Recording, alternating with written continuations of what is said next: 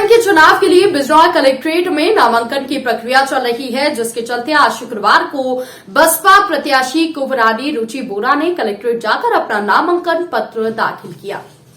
नामांकन के पश्चात मीडिया से मुखातिब होते हुए उन्होंने कहा कि उन्होंने पहले भी विधायक होते हुए विकास के मुद्दे को ही प्राथमिकता दी है और अब भी उनकी प्राथमिकता विकास की है।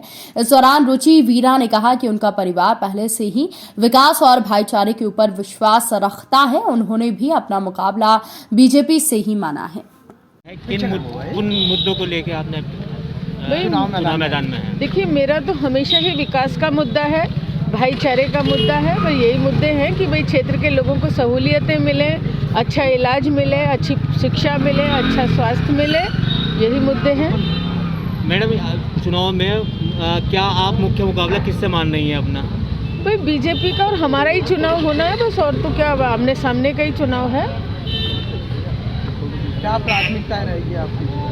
विकास मेरी प्राथमिकता रहेगी और आपस में भाईचारा कायम रहे, शांति व्यवस्था रहे, लोग आपस में प्यार मोहब्बत के साथ रहें, जो हिंदुस्तान की गंगा जमनी तहजीब है वो कायम रहे। और भाई मेन तो विकास है ही है। हम तो पूरा परिवार हमेशा विकास करता आया है और उसी परंपरा को आगे बढ़ाने का काम मैंने किया है और करती रहूँगी। मैडम, पिछली बार आपने समाजवादी पार्टी से प्रत्याशी थी आप और आपको वोट भी भरपूर मिले थे। इस बार आप बसपा से हैं, तो क्या सोच के आपने बसपा से जो है टिकट लिया है? देखिए, मेरी बहन जी में आस्था है, एक बात। दूसरी बात ये है कि आप लोग अपने आप को अपडेट रखें, क्योंकि मैं तो 3 साल पहले जो लोकसभा का इलेक्शन हुआ था वो भी बसपा से ही लड़ी थी, तो ये कोई बहुत पुरानी बात हो गई है। तो अब तो मैं बसपा में ही MP का चुनाव लड़ चुकी हूँ और बसपा से ही MLA का चुनाव लड़ रही हूँ। आजमगढ़ समाजवादी पार्टी ने आजमगढ़ की 7 विधानसभा सीटों पर टिकट का ऐलान कर दिया। गोपालपुर सीट से टिकट की दावेदारी कर रही शमा वसीम को समाजवादी पार्टी ने टिकट नहीं दिया, बल्कि इस सीट से वर्तमान विधायक नफीस अहमद को पार्टी का टिकट मिला। वसीम अहमद के देहांत के बाद शमा वसीम इस सीट से टिकट मांग रही थी। उनको क्षेत्र का जन समर्थन भी मिल रहा है। अखिलेश यादव से कई बार उनकी मुलाकात हुई। शमा वसीम का कहना है कि अखिलेश यादव ने उन्हें आश्वस्त किया था कि वो गोपालपुर सीट से उन्हें टिकट देंगे। टिकट न मिलने से दुखी शमा वसीम ने अखिलेश यादव पर छल करने का आरोप लगाया। उन्होंने कहा कि उनके पति समाजवादी पार्टी के संस्थापक सदस्यों में से थे और पार्टी के लिए उन्होंने बहुत कुछ किया। अस्वस्थता का हवाला देकर पिछले विधानसभा चुनाव में वसीम अहमद को भी टिकट नहीं दिया गया। आज शमा वसीम ने कहा कि पहले अखिलेश यादव ने वसीम अहमद के साथ छलावा किया, अब उन्होंने मेरे साथ छल किया है। अच्छा है कि उसी में हम अब इस दुनिया में नहीं रहे, और नहीं तो अखिलेश यादव की इस छल को बर्दाश्त नहीं कर पाते। गोपालपुर की जनता जो वसीम अहमद को हमेशा प्यार देती थी, उनकी बाद उनकी विधवा को सम्मान दिया। मैं उन लोगों से बात कर उनकी भावनाओं के अनुरूप अगला निर्णय लूंगी। विधानसभा गोपालपुर क्षेत्र की जनता अखिलेश यादव से नाराज होकर वर्तमान विधायक नफीस अहमद का बिलरियागंज चौराहे का पुतला फूंक कर रोष जताया। मेरा नाम राजकुमार यादव। राजकुमार यादव जी, कौन सी विधानसभा है? मेरी विधानसभा गोपालपुर है जी। और कौन सा गांव पड़ेगा? मेरा ग्राम सभा देवारा तुरुकचारा है जी। अच्छा, आप लोग अब की एक किन का पुतला फूंक रहे थे? ये पुतला जो है नफीस अहमद का फूंका रहा है। इतनी रात को आप लोगों को पुतला फूंकने की क्या जरूरत थी? क्यों नहीं फूंका जाएगा, ये बताइए हमसे। ये गांव में जाते नहीं, 2 4 5 चमचे पाले हैं, चमचों के पास जाएंगे, गांव में नहीं जाएंगे। किसी की हर कोई समस्या, इतने बाढ़ आई थी, रास्ता टूटा था, हम लोग रास्ते में पानी हल के जा रहे थे। ये लोग हमारी समस्या कौन सुनेगा? हम किससे कहने जाएं यार? तो आपको कैसा विधायक चाहिए? हमको जमीनी नेता विधायक चाहिए, और इसको हटाकर किसी को माननीय राष्ट्रीय अध्यक्ष जी भेज देंगे, हम उनका सम्मान करेंगे। मेरा नाम गोपाल यादव है, मेरा घर मोतीपुर है। और कौन सी विधानसभा है? गोपालपुर विधानसभा। अच्छा, आज आप लोग किन का पुतला फूंक रहे हैं? नफीस अहमद विधायक जी का। क्यों फूंक रहे हैं? इसलिए फूंक रहे हैं, वो विधायक लायक है भी नहीं। विधानसभा में जाते हैं, किसी से नहीं मिलते। 2 4 10 20 ठे हर चौक चक्की पे दलाल पैदा किए हैं।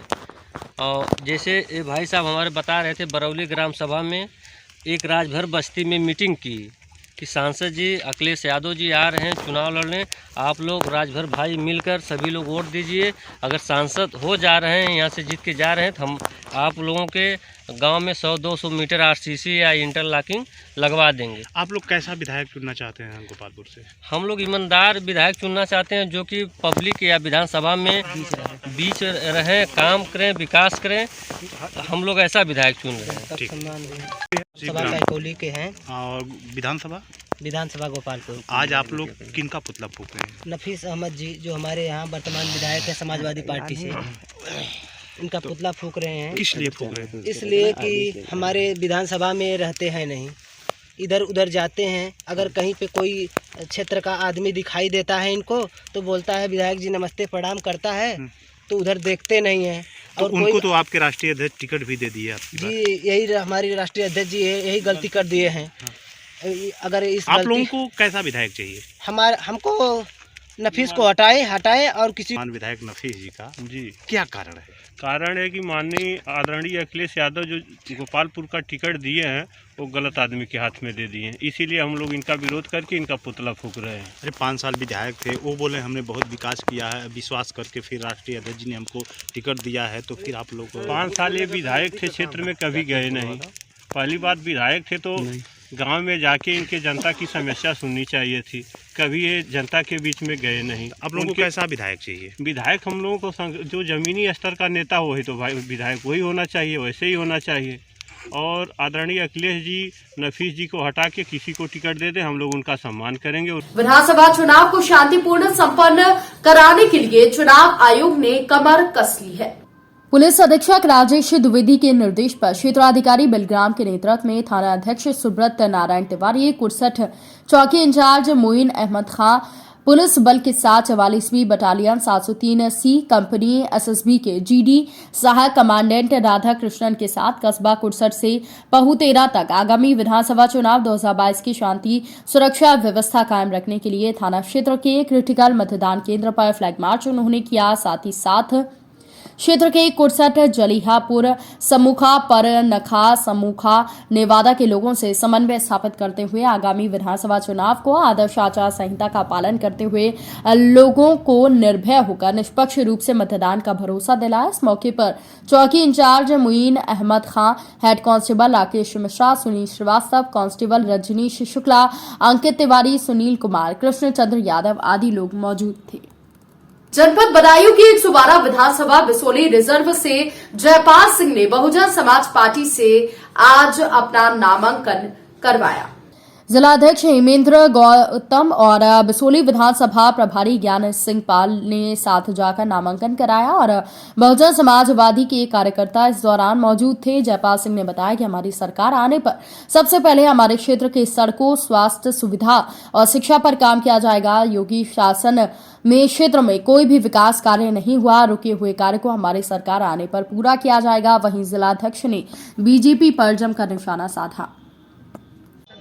देखिए, आदरणीय बहन कुमारी मायावती जी ने मुझ जैसे छोटे कार्यकर्ता को बिसौली विधानसभा का प्रत्याशी बनाकर संगठन के लोगों को जो मजबूती प्रदान की गई है, मैं आदरणीय बहन कुमारी मायावती जी को हृदय की गहराइयों से आभार व्यक्त करता हूं। और बिसौली विधानसभा में बहुत बड़ी तादाद में बहुजन समाज को मानने वाले लोग रहते हैं। इन सबके पास जाकर आदरणीय बहन कुमारी मायावती जी के सरकार के दौरान जो उपलब्धियां रही हैं, जिसमें चाहे विकास कार्य हो, चाहे कानून व्यवस्था हो, चाहे सर्वजन हिताय सर्वजन सुखाय के आधार पर जो सरकार चली है, उन नीतियों को लेकर जन जन तक जाएंगे और आदरणीय बहन कुमारी मायावती जी को 5वीं बार उत्तर प्रदेश का सीएम बनाने की अपील करेंगे। और साथ ही साथ चूंकि मुख्यमंत्री बनाने के लिए विधायकों के वोट पड़ते हैं और क्षेत्र की जनता से कहेंगे 112 बिसौली विधानसभा से आप लोग हमें चुनाव जिताकर भेजते हैं तो किसी के मान सम्मान में कोई कमी नहीं रहेगी और हमारा बहुजन समाज पार्टी का एक एक कार्यकर्ता, एक एक सिपाही पूरी ताकत लगाकर बिसौली विधानसभा से विधायक बनाने का काम करेगा। बहुजन समाज पार्टी जिंदाबाद, जिंदाबाद, कुमारी मायावती जी जिंदाबाद, जिंदाबाद। आज बहुजन समाज पार्टी की ओर से 112 बिसौली विधानसभा क्षेत्र के प्रत्याशी श्री जयपाल सिंह जी का नामांकन दाखिल हुआ है। 5 नामांकन दाखिल कल की डेट में हुए थे 27 तारीख के लिए और पूरे क्षेत्र में जनपद बदायूं में जिस तरह का माहौल है, 6 की 6 विधानसभाओं पर बहुजन समाज पार्टी का परचम लहराने जा रही है। 2022 में 5वीं बार बहुजन समाज पार्टी की शपथ लेने बहन जी जा रही हैं। आने वाली 10 मार्च को बहन जी 5 प्रदेश की मुख्यमंत्री बनने जा रही हैं। कोई ताकत उनको रोक नहीं सकती।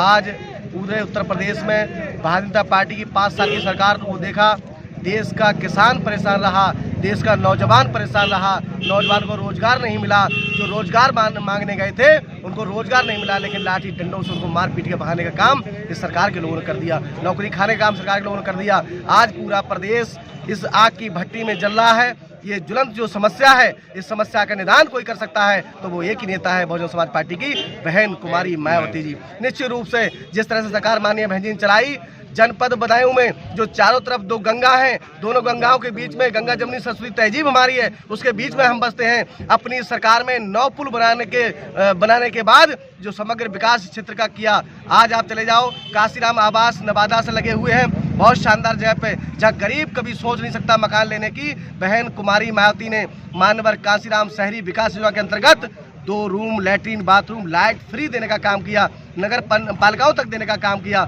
और इतना ही नहीं, जब गरीब बच्ची किसी परिवार में पैदा होती थी तो 2 बच्ची हो गई, 3 बच्ची हो गई, तो लोग ये कहते थे कि इसकी शादी कैसे करेंगे। बहन जी ने अपनी सरकार में जब वो बच्ची पैदा होगी उसका रजिस्ट्रेशन हो जाएगा और जब 18 वर्ष की होगी तो 1 लाख रुपए सरकार के खाते से उसके परिवार को देने का काम हो, तो शादी हो सके। हम इन ढोंगियों की तरह बुला करके लोगों को बेइज्जत नहीं कर रहे हैं। 50-50 लोगों के जोड़े बना करके और उससे पैसा खाने का जो काम करते हैं वो काम नहीं कर रहे हैं। 1 लाख एक मुश्त शादी को पैसा दिया जाएगा, अपने मान सम्मान के साथ वो बेटी का बाप शादी कर सके, घर से विदा कर सके। ऐसी योजना बनाने किसी ने काम किया तो वो केवल एक नेता है, बहन कुमारी मायावती। साथियों, तमाम ऐसे विकास कार्य करे क्षेत्र, गाँव में, देहात में।